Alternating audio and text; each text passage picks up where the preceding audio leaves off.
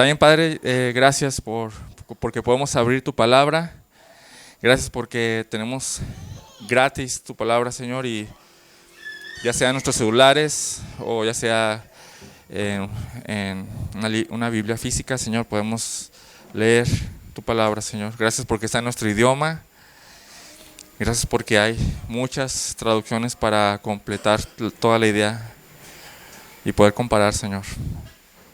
Te doy gracias por este tiempo. También te ruego, Señor, que hables a través de este mensaje, Señor, a nuestros corazones y que podamos atender a tu llamado, Señor, de ser luz. Pido que obres también en el corazón de mis hermanos para que fijen estas cosas en su corazón. En el nombre de Jesús, amén. Bueno, vamos a... bueno, antes de pasar al pasaje bíblico, hace 2 semanas vinieron unos hermanos de Estados Unidos, ¿sí recuerdan? Bueno, los que estuvimos aquí. Vinieron unos hermanos de Estados Unidos a compartir el evangelio, ¿no? Fuimos a colonias. Esta iglesia es parte de un grupo de 8 iglesias que se llaman Iglesias Camino. Y fuimos a varias colonias donde están estas iglesias, todos juntos para compartir el evangelio, ¿no? Y el primer día me topé con un testigo de Jehová. Sabemos que ellos no creen que Jesucristo es Dios. No creen en eso. Lo cual es lamentable porque es muy claro en las Escrituras. Y después de explicarle mediante las Escrituras que sí, de hecho es Dios, y después de no verse convencido, me animé a preguntarle de manera muy personal, ¿no? ¿Cómo fue que él llegó ahí, ¿no? ¿Cómo fue que él decidió reunirse con esta religión? Su respuesta básicamente fue que dice: yo tenía un carácter tremendo y comencé a buscar ayuda, y cuando estaba buscando ayuda, unos testigos de Jehová tocaron a mi puerta para ofrecerme clases de Biblia. O sea, una forma de pensar o una perspectiva de esto es que no fue que los cristianos llegaron a tocar sus puertas. ¿Sí me explico lo que sentí? No fueron los cristianos. Y me llegó porque en este caso fue solo eso, pero me pregunto cuántas personas se meten engañadas en ideologías falsas o religiones que no llevan a Dios, solo porque no hay cristianos cerca que vayan hacia ellos.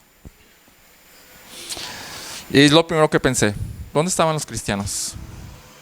¿Dónde estaban los que deberíamos llevar las buenas nuevas o el evangelio verdadero, ¿no? ¿Dónde estaban?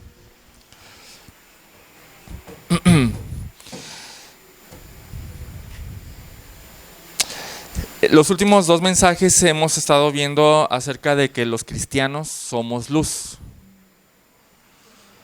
Y hoy quisiera ver otra faceta de esto.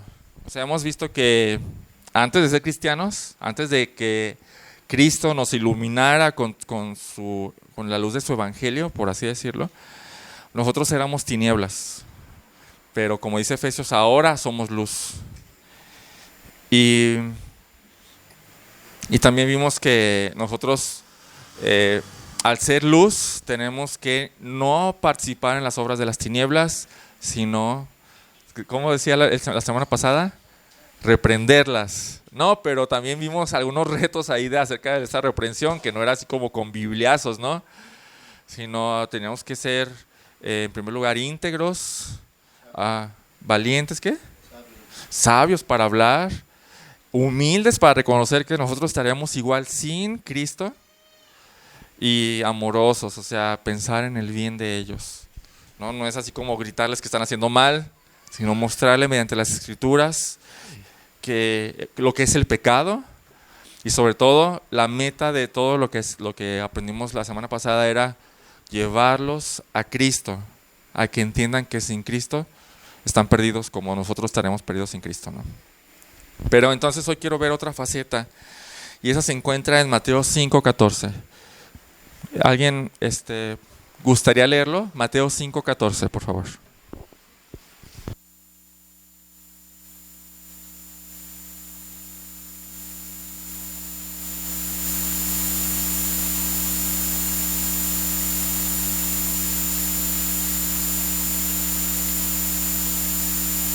A todos los que están en casa, así alumbre vuestra luz delante de los hombres, para que vean vuestras buenas obras y glorifiquen a nuestro Padre que está en los cielos. Excelente, gracias. ¿Cómo empieza el pasaje? Nomás el primer enunciado. Nosotros somos la luz del mundo. Por otro lado, quiero que vayamos a Filipenses 2:14 al 16. Filipenses 2:14 al 16. Y también otra persona que si quiere leerlo, lo puede leer.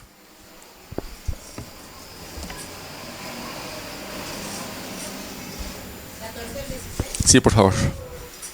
Hagan todo sin quejarse y sin discutir, para que nadie pueda criticarlos. Lleven una vida limpia e inocente, como corresponde a hijos de Dios, y brillen como luces radiantes en un mundo lleno de gente perversa y corrupta. Aférrense a la palabra de vida. Entonces, el día que Cristo vuelva, me sentiré orgulloso de no haber corrido la carrera en vano y de que mi trabajo no fue inútil. Gracias. De verdad despertó mi imaginación, este pasaje, porque ustedes son como luminares en medio de una generación torcida y perversa que sostienen firmemente la palabra de vida, como si fuera una antorcha de luz iluminando a la gente, ¿no?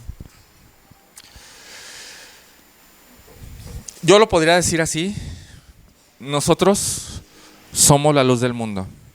Y nuestro propósito como luz es alumbrar con el Evangelio de Cristo a todo el mundo, lo cual incluye nuestros familiares, amistades, compañeros de trabajo y de escuela y vecinos.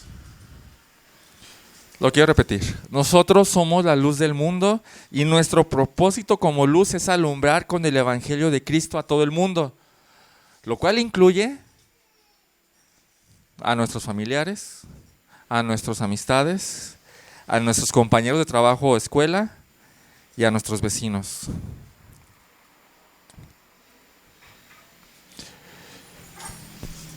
Lo sabemos, ¿no? ¿Quién de aquí no lo sabía? Creo que es un conocimiento general del cristiano. Los cristianos sabemos que debemos llevar el Evangelio a toda la gente, a toda la gente. Nuestro deber como cristianos y como iglesia es llevar el Evangelio a todo el mundo, incluidos, ¿qué? Familiares, amistades, compañeros de trabajo, escuela y vecinos. Pero quiero agregar, y más allá, ¿no? Porque ¿cómo vamos a llegar a las comunidades que no han escuchado nunca el Evangelio? ¿No? Hay comunidades en Nayarit, aquí en Jalisco, en Chiapas o en otros países que nunca han escuchado el Evangelio. Entonces mi intención hoy, aprovechando el ánimo de estas semanas donde estuvieron los hermanos de Estados Unidos o los misioneros. ¿Quién se animó con los misioneros? ¿Quién agarró ánimo con lo que nos contaron los misioneros? Yo. A mí me fue de mucho ánimo, de verdad, de mucho. Porque dije, wow, o sea, hay gente de verdad que se va, que deja todo para ir a compartir el Evangelio. Entonces mi intención hoy, aprovechando eso, es recordar que como iglesia junta y cada cristiano individual tenemos un deber y un propósito. ¿Cuál es? Nosotros somos la luz del mundo. Y nuestro propósito como luz es alumbrar con el Evangelio de Cristo a todo el mundo, a todo el mundo. Entonces he dividido este mensaje en 4 pasos que debemos atender diligentemente, creo yo. Y cada uno es esencial para lograr el propósito. El primero es entendimiento, el segundo es determinación, el tercero es preparación y el cuarto es práctica. Entendimiento, determinación, preparación y práctica. Con entendimiento me refiero al entendimiento del propósito, ¿no? Como cristianos. Te voy a hacer una pregunta. ¿Cuál es la razón principal por la que Dios te salva? Para que le glorifiques. Para que le glorifiques. Y después de eso, para servirle. Pero ¿cómo le vamos a glorificar y servir? Hay un versículo en un salmo, no recuerdo cuál, pero dice que toda la tierra será llena de su gloria. Sí lo ubican, ¿no? Hasta hay una canción así. Toda la tierra será llena de su gloria. Y eso es parte del primer propósito. Pero ¿cómo toda la tierra va a ser llena de su gloria? ¿Cómo? Vamos a ir para que todo mundo llegue a conocer a Dios y todo el mundo lo vea como glorioso. Miren, básicamente, no sé si se han preguntado esto, pero ¿por qué Dios cuando nos salva no nos lleva con Él inmediatamente? Si ya nos considera perfectos, como lo vimos a las 10 de la mañana, ¿no? ¿Por qué no nos lleva? ¿Perdón? Ese es el propósito. Ese es el único propósito, ¿sí? Porque la salvación viene por el oír. Entonces, Si nos lleva, si no, ¿quién va a hablar? No oímos, no decimos. Sí, entonces un propósito primordial por el cual Dios nos salva es compartir lo que se nos compartió, ¿no? Predicar lo que se nos predicó para que nosotros fuéramos salvados. Vamos a Hechos 26, por favor. Hechos 26, 17 y 18. Hechos 26, 17 y 18. Si recuerdan, este es un pasaje donde Pablo está dando su testimonio ante el rey Agripa, creo. 26, 17, 18. Dice: te rescataré del pueblo judío y de los gentiles a los cuales yo te envío, para que les abras sus ojos a fin de que se conviertan de las tinieblas a la luz y del dominio de Satanás a Dios, para que reciban por la fe que es en mí el perdón de pecados y herencia entre los santificados. Ahora, si podemos recordar cuando, eso ya pasó muchos años después, pero cuando recién Jesucristo se presentó ante Pablo, ¿se acuerdan, no? Lo tumbó al suelo y lo cegó. Y entonces Dios le dijo creo que a Ananías, ¿no? Le dice: ¿sabes qué? Hay un hombre así tal como Pablo. Este hombre va a llegar contigo y tú le vas a abrir los ojos, ¿no? ¿Se acuerdan cuál es la respuesta de Ananías? ¿Pero por qué? Él ¿no has escuchado quién es él? Él es el que mata a cristianos. ¿Y qué le dice Jesús? Ve, porque Él es mi instrumento escogido. ¿Qué hizo Jesucristo con Pablo? Pablo mataba cristianos. Muchos cristianos. ¿Y qué hizo Jesucristo con Pablo? Lo salvó, le abrió los ojos y le dijo: ahora trabajas para mí. ¿Sí? ¿Y qué le puso a hacer? Ir. Lo sacó de los judíos para ir hacia los judíos y a los gentiles, ¿no? ¿Fue un llamado especial solo para él? ¿O esto aplicaría a todos nosotros? Creo que sí, ¿no? ¿O qué dicen del endemoniado gadareno? ¿Quién ha leído esa historia? ¿No la han leído? Lucas 8. Vamos a Lucas 8. No la vamos a leer completa, pero solo voy a explicar esto. El endemoniado gadareno era una persona que tenía no un demonio, sino muchísimos, una legión. ¿Tienes el dato, Israel? ¿Cuánto es una legión? 5,000. 5,000. Ahí está. Tenía 5,000 demonios adentro. Terrible, terrible. Pero bueno, entonces Jesús, sin dificultad alguna, pues lo saca, ¿no? Entonces llegamos a Lucas 8:38. ¿Quién quiere leerlo? 8:38 y 39.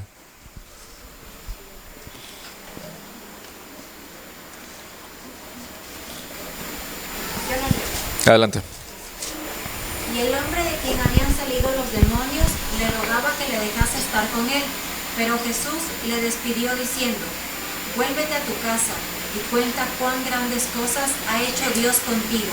Y él se fue, publicando por toda la ciudad cuán grandes cosas había hecho Jesús con él. Ok, ¿cuál es la similitud entre el endemoniado gadareno? 6,000 demonios tenía. ¿Cuál es la similitud entre el endemoniado gadareno y nosotros? ¿Habrá alguna similitud? ¿Cuál sería? ¿Cuál sería?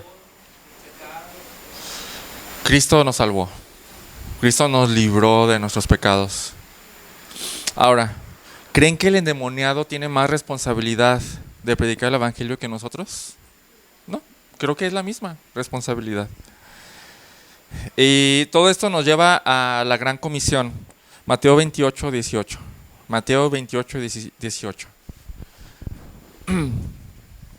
Aquí está lo que se conoce como la gran comisión.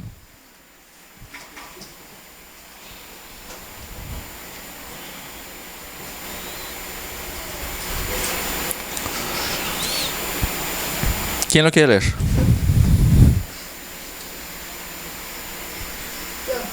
Adelante, Liz. Y Jesús se acercó y les habló diciendo: toda potestad me es dada en el cielo y en la tierra. ¿Sigo? Hasta el 20, por favor. ¿Hasta el 20? Sí. Y por tanto, id y hacer discípulos a todas las naciones, bautizándolos en el nombre del Padre y del Hijo y del Espíritu Santo, enseñándoles que guarden todas las cosas que os he mandado. Y he aquí, yo estoy con vosotros todos los días hasta el fin del mundo. Bueno, ¿cómo se le conoce a esto entonces? La gran comisión. ¿Qué es una comisión? Una encomienda, una tarea, un encargo. Creo que yo lo entiendo mejor como un encargo. Un encargo, porque hablamos de algo que alguien se fue y te dejó encargado algo, ¿no? Te encargo esto, encargo. Cristo nos dejó un encargo cuando se fue. Y básicamente, ¿cuál es? Básicamente es hacer discípulos. Y ya hay algunas otras instrucciones, pero básicamente es hacer discípulos. ¿Cómo vamos a hacer discípulos? Aquí también lo dice. ¿Cómo los hacemos? No. Antes. Yendo, porque dice, vayan y hagan discípulos. ¿Cómo los vamos a hacer? Yendo, ¿no?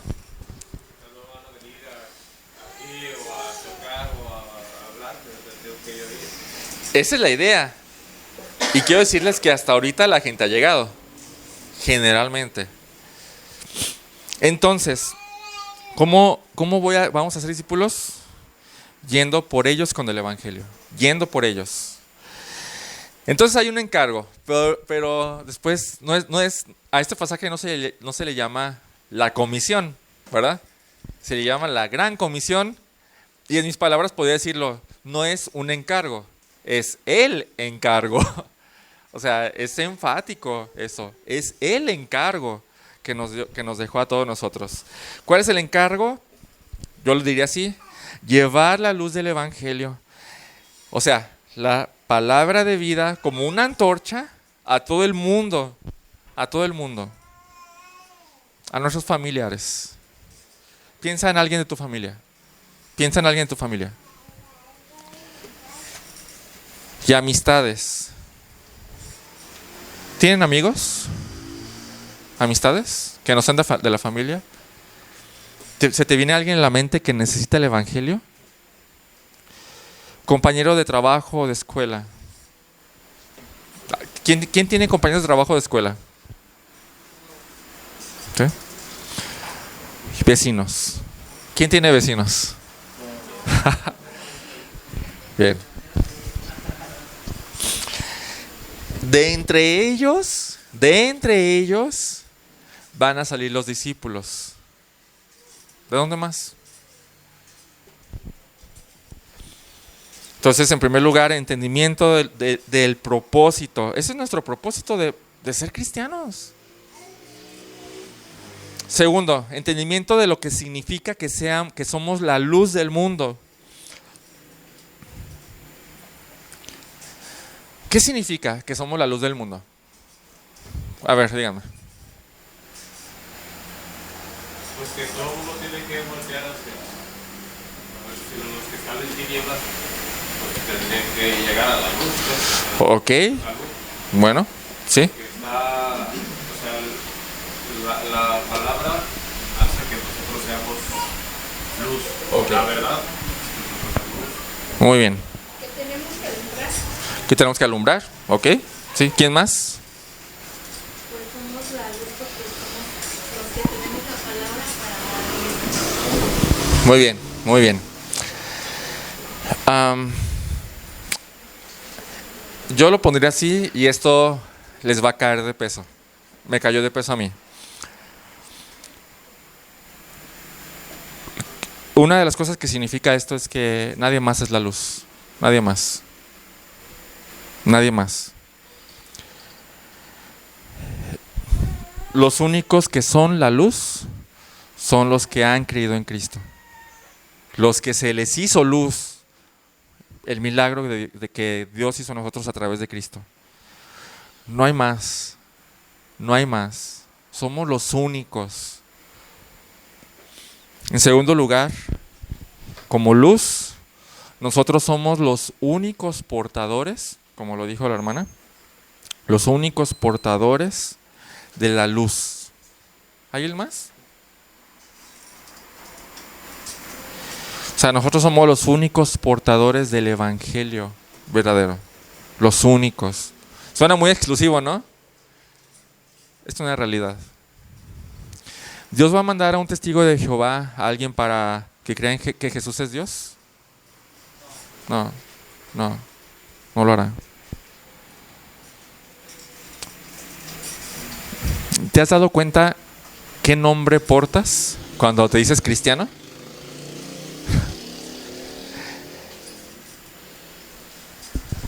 Entonces eres tú al que comisiona Cristo. ¿Quién más irá? Nosotros somos los únicos. Tercero, entendimiento de que la luz, de que nosotros somos los que llevamos la luz del evangelio de Cristo a los que aún están en tinieblas. Quiero que me acompañen a 2 Corintios 4, 3, 4. 2 Corintios 4, 3 al 4. Este punto es de que el entendimiento de que llevamos la luz del evangelio de Cristo a los que aún están en tinieblas. Ese es nuestro propósito. 2 Corintios 4, 3, 4. ¿Quién gusta leerlo? 2 Corintios 4, 3, 4. Pero si nuestro evangelio está aún encubierto, entre los que se pierden está encubierto, en los cuales el Dios de este siglo cegó el entendimiento de los incrédulos, para que no les resplandezca la luz del evangelio de la gloria de Cristo, el cual es la imagen de Dios. Y el versículo 6, por favor, también. Porque Dios, que mandó que de las tinieblas resplandeciese la luz, es Él el que resplandeció en nuestros corazones para iluminación del conocimiento de la gloria de Dios en la paz de Cristo. Ok, sí notaron aquí estas palabras clave, ¿no? Oscuridad, tinieblas, cegado o velado, que es Satanás, que el Dios de este mundo, que es el diablo, cegó el entendimiento, pero Dios es el que ilumina. Pero aquí la frase clave es, versículo 4, dice, para que no vean el resplandor del evangelio de la gloria de Cristo. El resplandor del evangelio. ¿Qué es lo que quiere decir esto? Antes de Cristo, incluso nosotros, todos estábamos cegados. Teníamos una venda aquí que no nos permitía ver la gloria de Dios. ¿Ok? Pero Dios hace un milagro como milagro de creación. Ya lo hemos visto a las 10 de la mañana. Hace un milagro en el cual nos quita la venda y podemos ver a Cristo tal cual, como el Señor, como Dios, como Todopoderoso, como el Salvador. Pero, ¿cómo pasó eso? ¿Se acuerdan? ¿Cómo sucedió que pasó eso? ¿Que Dios nos quitó la venda? Por la predicación del Evangelio. ¿Alguien les predicó el Evangelio? Sí, ¿no? Alguien les predicó el Evangelio y entendieron el Evangelio y creyeron en el Evangelio. Pero si no predicamos el Evangelio, la gente se va a quedar donde está. Romanos 10, 13 al 14 dice, porque todo aquel que invocare el nombre del Señor será salvo. ¿Se acuerdan, no? Pero ¿cómo pues invocarán a aquel en quien no han creído? ¿Y cómo creerán en aquel de quien no han oído? ¿Y cómo oirán sin haber quien les predique? Hay una cadenita aquí, ¿no? La cadenita es esta. Predicación del Evangelio, después oír el Evangelio, después creer en el Evangelio, después confesar o invocar a Cristo, después salvación. O ponlo así, como una torrecita. Predicación del Evangelio, oír el Evangelio, creer en Cristo, invocar a Cristo o confesar a Cristo y salvación. ¿Qué va a pasar si retiro la predicación del Evangelio? No hay nada. No hay nada en lo absoluto. Nada. Sin Evangelio nadie se salvará. Nadie. Nadie. Y necesitamos, hermano, necesitamos entender esto. No hay atajos. No hay atajos. Necesitamos predicar el Evangelio. Pero el primer paso, creo yo, es entender que necesitamos hacerlo. Entender y tener la convicción de que sin el Evangelio no va a haber salvación ni para mi familia, ni para mis amistades, ni para mis compañeros de trabajo, escuela, ni para mis vecinos. Sin predicación del Evangelio no hay eso. El segundo paso, entonces, es, ya que llegamos a comprender estas cosas o a entender, el segundo paso sería determinación. ¿Ya lo entiendo? Pues ahora lo hago, ¿no? ¿No sería lógico? Parecería obvio, pero no lo es, ¿verdad? No vamos. Y pensemos a nuestro alrededor. ¿No nos sentimos más seguros si no predicamos el Evangelio? ¿Sí o no? Siendo sinceros, ¿no nos sentimos más seguros? Piensen en, más que nada, es donde más cuesta, creo yo, en nuestra familia que no es creyente. ¿No es más seguro si no predicamos el Evangelio? ¿No es más seguro, obviamente, para la convivencia entre nuestros familiares? ¿No es más seguro? Sí, no hacemos que se molesten, que nos rechacen. No los incomodamos y entonces pues podemos seguir conviviendo bien con ellos. No predicar evita muchos problemas, ¿sí o no?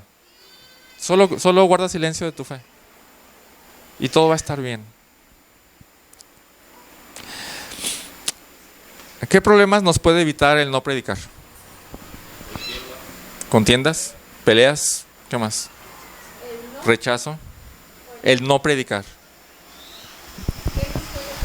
No, ¿qué problemas nos puede evitar el no predicar? Incluso en otros países, pues, de que te maten. Conservar la vida. O sea, nos pueden evitar que nos maten, ajá. En otros países. Sí, hay muchas ventajas el no predicar, ventajas terrenales, pues, obviamente. Pero si no lo hacemos, pasan dos cosas en general, pasan dos cosas. En primer lugar, estamos fallando a la gran comisión o a el encargo de Cristo. Estamos fallando eso, por no decir que estamos pecando, porque no estamos obedeciendo. En segundo lugar, nuestros familiares, amistades, vecinos, no están escuchando la única cosa que puede salvarlos. La única cosa. ¿Han pensado en eso? ¿Que eso es la única cosa que puede salvarlos? Es la única. ¿O conocen alguna otra fuente de salvación? No, es la única cosa, la predicación del Evangelio. Es la única. ¿Han pensado en eso? Que si no predican el Evangelio, ellos no se van a salvar.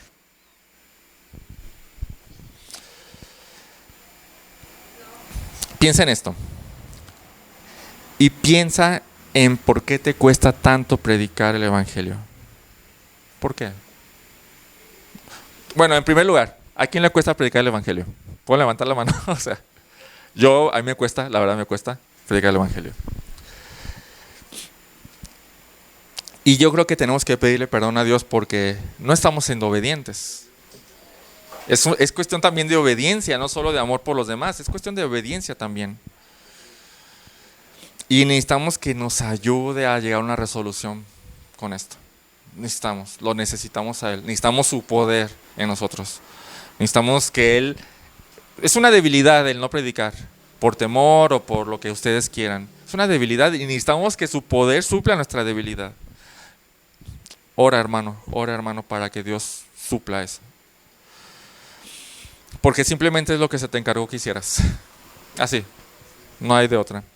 Bueno, entonces, primer paso, entendimiento del propósito por el cual estamos aquí, como cristianos individuales y como iglesia. Segundo paso, ya entendemos, entonces, determínate o resuélvete ya, ¿no? El tercer paso,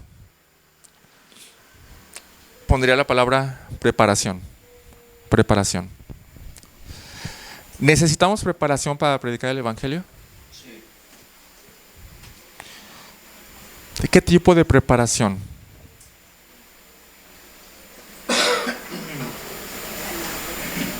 Pues conocimiento básico.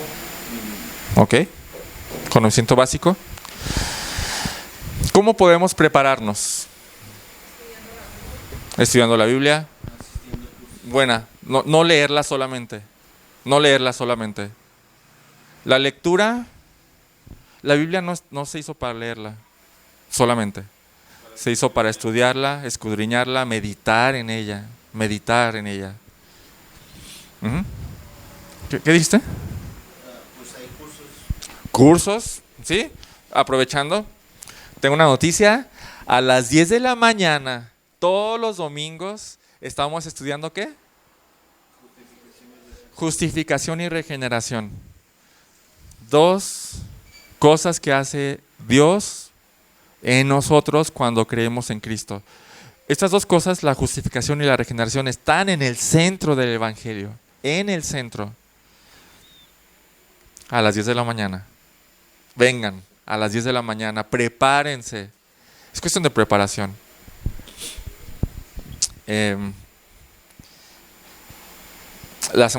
Esta semana tuve oportunidad de platicar con unas personas que se abrieron a intentar entender cómo es el cristianismo o cuál es la diferencia entre el catolicismo y el cristianismo, y no tienen ni idea cuánto me ayudó este estudio de justificación y regeneración.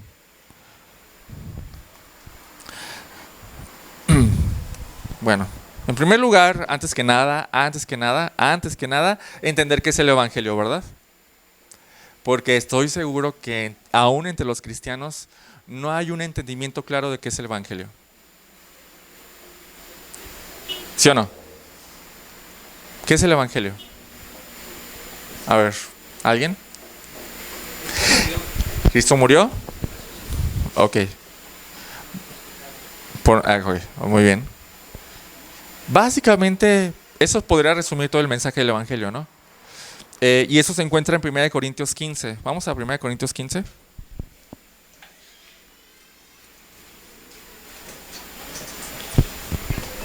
Primera de Corintios 15, 1 al 4.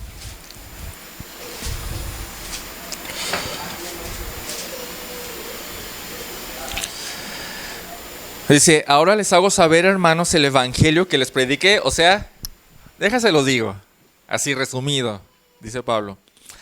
El cual también ustedes recibieron, en el cual también están firmes, por el cual son salvos, si es que retienen la palabra que les prediqué. Porque si no, han creído en vano. Y entonces empieza a decir, porque yo les entregué en primer lugar lo que yo mismo recibí, que Cristo murió por nuestros pecados conforme a las Escrituras, que fue sepultado y que resucitó al tercer día conforme a las Escrituras. Y continúa, pero básicamente es el mensaje, y es un mensaje simple, ¿no? Como para resumirlo en 2 versículos, pero también es profundo, como para hacer tantas preguntas e investigar a fondo. ¿Por qué? ¿Por qué? Solo basta con preguntar, ¿por qué tenía que venir a morir? ¿No? ¿Por qué? ¿Por qué era necesario que Él muriera? ¿No? ¿O quién es Él como para que haya pagado todos nuestros pecados? ¿No? ¿O qué significa que pagó todos nuestros pecados? Todo eso empezamos a profundizar. ¿Cuáles son los pecados? ¿O qué significa pecado? ¿No? ¿O qué pecados son los que perdonó? Y empezamos a investigar y profundizar en eso. También el Evangelio tiene que ver con todo lo que es el ser humano. Con todo. Y eso tiene que ver con, ¿sabes cómo explicar el Evangelio a tu vecino que trata mal a su esposa? ¿Cómo le explicarías el Evangelio? Si tiene que ver con todo el ser humano, ¿cómo le explicarías el Evangelio a una persona que trata mal a su esposa? ¿O cómo le das a entender la buena noticia a tu familiar que es ateo y que es demasiado orgulloso?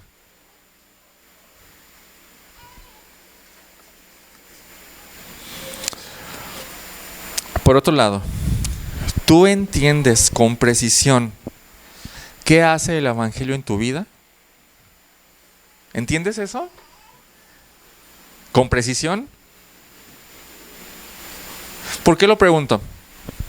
Yo creo que cuando entendemos a profundidad las cosas y nosotros mismos hemos meditado en esas cosas, con mucha más facilidad podemos contestar las preguntas de los demás. ¿Sí o no? Cuando tienes un dominio de, eso es lo que el Evangelio hizo en mi vida. Las personas van a decir, oye, ¿pero qué es el Evangelio y qué puede hacer por mí?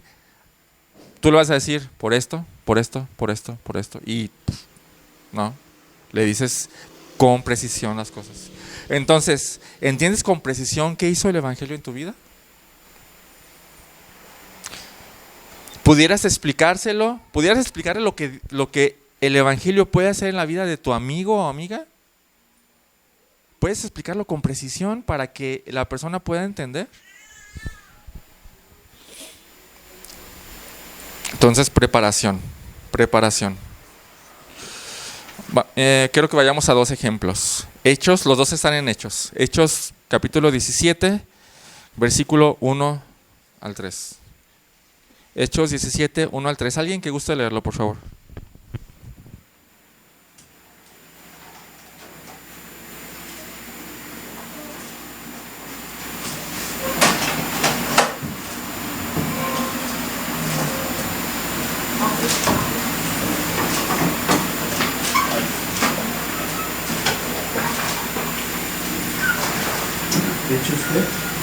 Hechos 17, del 1 al 3.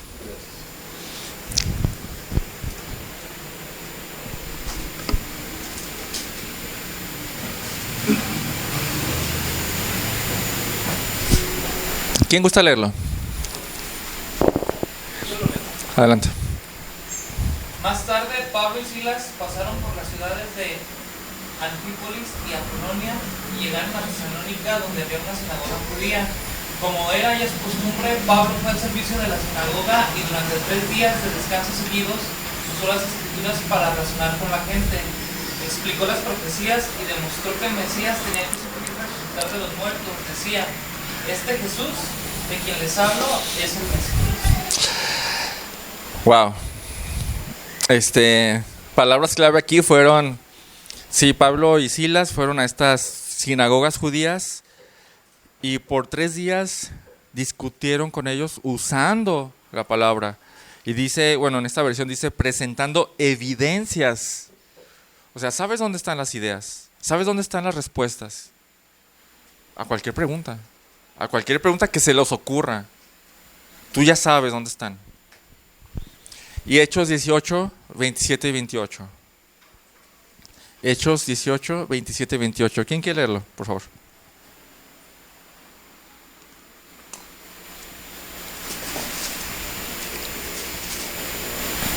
Adelante. Y queriendo él pasar a callar, los hermanos escribieron exhortando a los discípulos que les perseguían, y cuando él llegó ayudó a muchos a los que por gracia habían creído, porque con gran vehemencia convencía públicamente a los judíos, demostrando por las escrituras que Jesús era el Cristo. Está bueno. Este es Apolos. Dice que cuando llegó él, ayudó mucho a los que por gracia habían creído porque, o sea, como que los judíos estaban discutiendo con los cristianos acerca de si Jesús era el Cristo, ¿no? Y como que los judíos tenían más conocimiento, ¿no? Y los cristianos nuevos, así como que, pues, ¿cómo te digo, no? Llega Apolos, sí, con gran vehemencia o vigorosamente refutaba en público a los judíos, demostrando, era como, ve, aquí está, ve, explicando, demostrando con evidencias en la Biblia que Jesús era el Cristo. Pablo, Silas y Apolos nos dan un ejemplo de que tenemos que tener dominio, ¿no? En las Escrituras. Dominio. ¿Qué significa eso? Sí, conocerla bien. Dominarla. ¿Cuántos se consideran que la dominan? Dominarla. Dominar las Escrituras. No quiere decir que te acuerdas de todo. ¿Ok? No quiere decir eso. Aunque también es necesario reconocer que cuando estás haciendo eso, obviamente sé de dónde viene, pero a veces uno mismo no se la cree, que dices, ¿y cómo me acordé de esto si no, eso nunca lo sé? Ahí está el Espíritu Santo. El Espíritu Santo es el que está obrando en ese momento. Es correcto. Yo tengo a mí me funciona esto, entenderlo así. Mi labor como cristiano en cuanto a la palabra de Dios es metérmela en mi cabeza, entenderla. No me preocupo yo mucho en lo personal, a mí me funciona así. No me preocupo mucho por intentar memorizarlo, yo no funciono así. Esto es algo muy personal. Pero mi trabajo es meterla en mi cabeza ya con entendimiento, entenderla. Y sé que el Espíritu Santo la va a estar usando en su momento. Así trabajo yo, pero puede funcionar. Mi trabajo es metérmela, estar estudiando y estudiando, y si no entiendo algo, buscarlo hasta que lo entienda. Ya cuando se asiente en mí y en mi entendimiento es cuando, ya entendí, es correcto. O sea, en otras palabras, el Espíritu Santo va a usar una palabra, un versículo que ni lo has leído. No, el Espíritu Santo no trabaja así. El Espíritu Santo trabaja con lo que ya tienes adentro, ¿sí? No con lo que no has leído. Bien. Entonces, ya tenemos este ejemplo de Pablo y Silas y de Apolos que dominan las Escrituras y pueden demostrar aún a los más eruditos que Jesús es el Cristo, ¿no? En nuestro caso sería demostrar que sin Cristo estás perdido, ¿no? Sin Cristo estás perdido. O a un testigo de Jehová es Cristo es Dios. O a los mormones, el Evangelio es uno solo, ¿no? Y a través de la Escritura todo y todo así a demostrar a cada corriente de pensamiento extraño y erróneo la verdad de Dios, la verdad firme, inamovible de la palabra de Dios. Entonces, piensa en alguien que conoces, ya sea en un familiar. Yo creo que en este mensaje tienes a alguien en la mente, o tienes a 2 o 3 personas que se han llegado a la mente. Piensa en esas personas. En primer lugar, puedes decir que dominas el Evangelio, el mensaje del Evangelio. ¿Puedes decir eso, que lo dominas? En segundo lugar, ¿pudieras presentar el Evangelio a estas personas y resolver todas sus dudas, para que duda tras duda que se vaya resolviendo, ellos puedan decir, no, es que con cada cosa que me dices estoy convenciéndome más de que sin Cristo estoy perdido? ¿Pudieras hacerlo? Entonces, yo creo que una de las grandes razones por las cuales no nos animamos a predicar el Evangelio no es el miedo, es la ignorancia.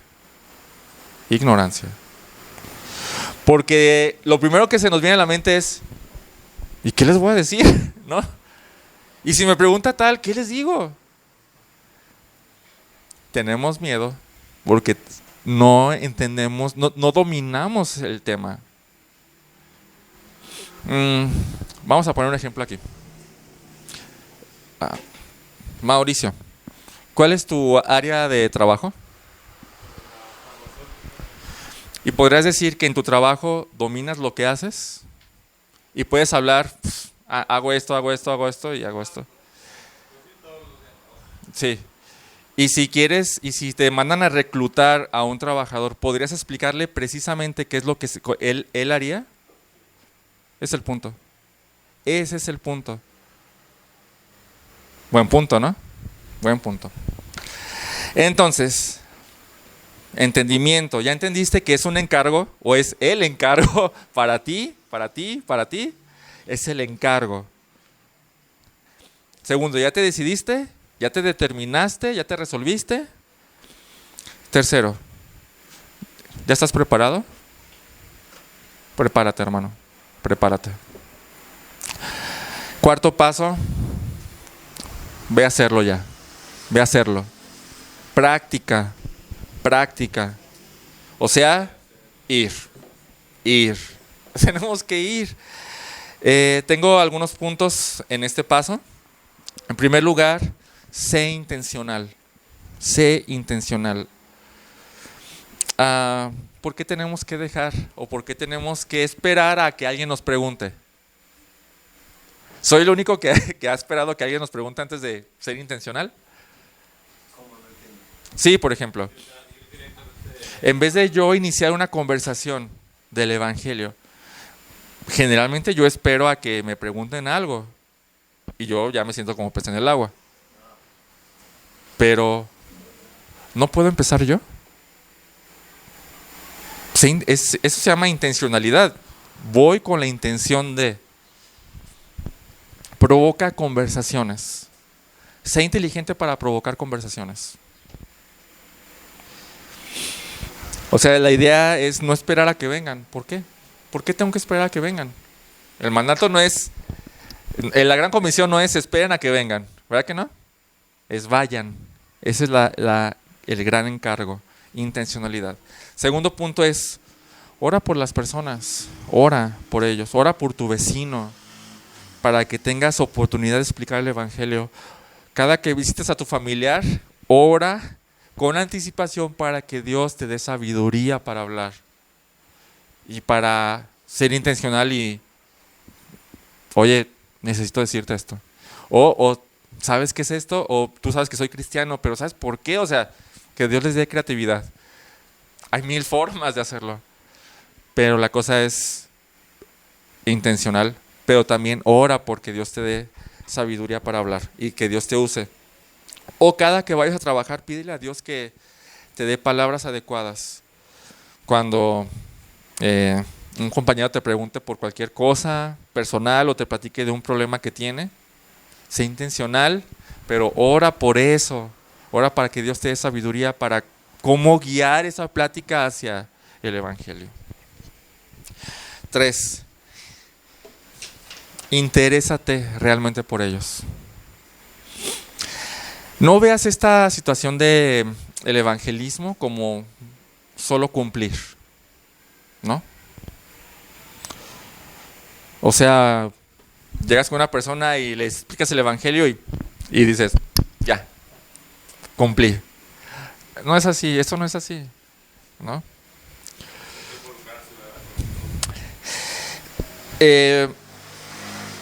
Podemos decir, yo ya cumplí, si me entendió bien, y si no, pues ya, ni modo, yo ya cumplí. No lo hagas así, no lo hagas así.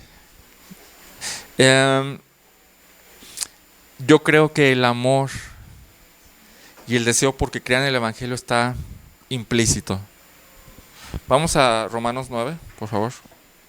Romanos 9, y vamos a leer del 1 al 3. Romanos 9, del 1 al 3. Esa es la manera de Pablo de decir, oh, cuánto quisiera, cuánto amo a estas personas y cómo quisiera que entendieran. Digo la verdad en Cristo y no miento, dándome testimonio a mi conciencia en el Espíritu Santo de que yo tengo gran tristeza y continuo dolor en mi corazón, porque yo desearía ser anatema o maldición, separado de Cristo por amor a mis hermanos, mis parientes según la carne. O sea, él decía, ¿cómo? Wow, anhelo que se conviertan, anhelo que entiendan el evangelio, anhelo eso. O sea, Pablo no lo hacía por cumplir su mandato de que Jesús le hizo, pues te toco, yo te escogí para ir, así que ve. Y él podría ir a predicar el evangelio sin interesarse por nadie, simplemente por cumplir. Pero dentro de Pablo estaba, anhelo que lo hagan.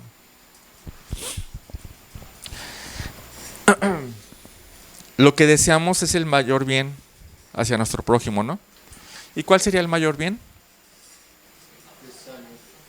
La eternidad con Dios.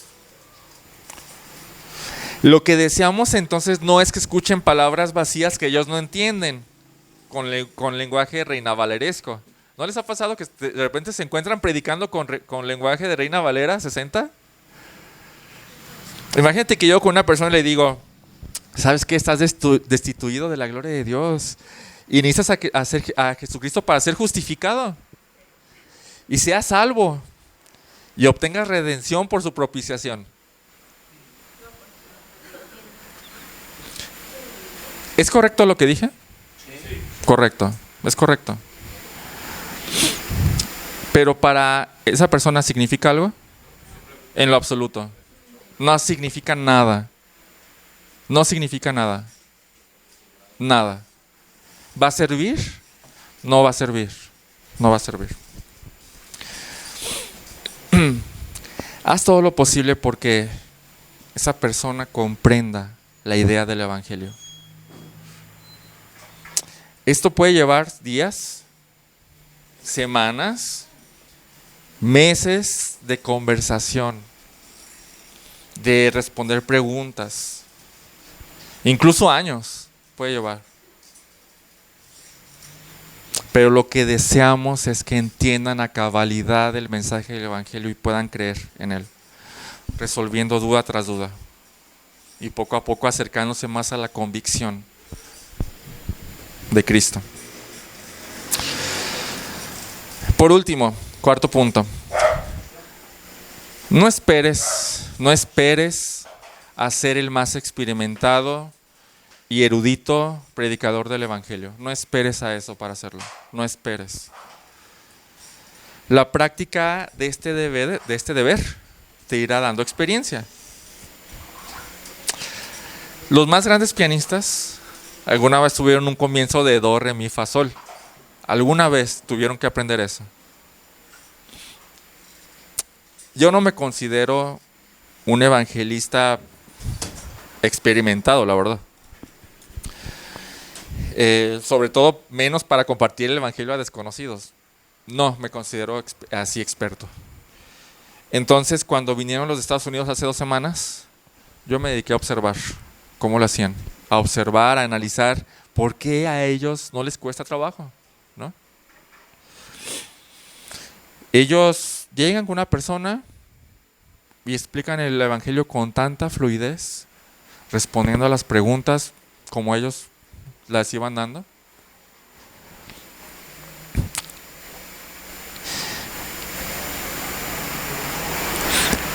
Y me di cuenta, en primer lugar, que por obviedad no era su primera vez que lo hacían.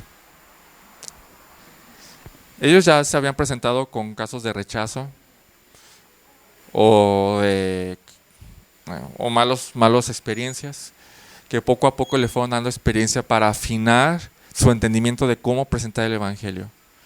Pero es experiencia que se va agregando. Cada encuentro con una persona provee experiencia. Cada encuentro con una persona provee experiencia.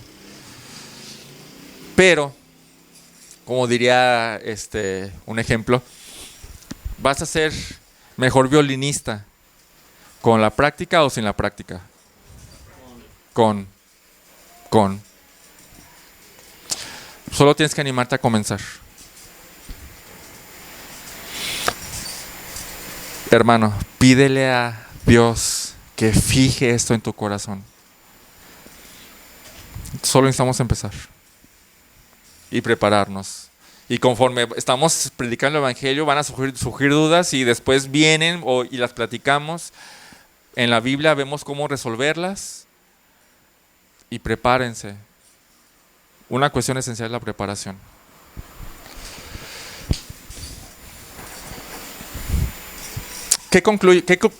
¿Cuál sería la conclusión, hermanos? ¿Qué concluyen? ¿Qué aprendimos hoy? A ver, cuéntenme.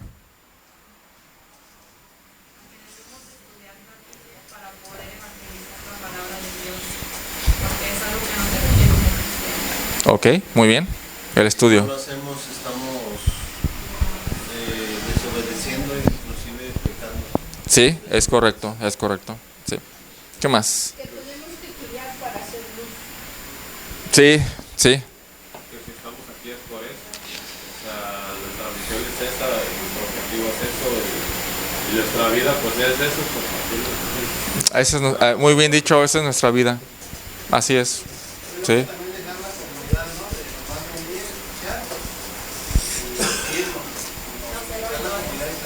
Muy bueno. Sí, es cómodo eso. Es cómodo, claro. ¿A quién no le gusta la comodidad?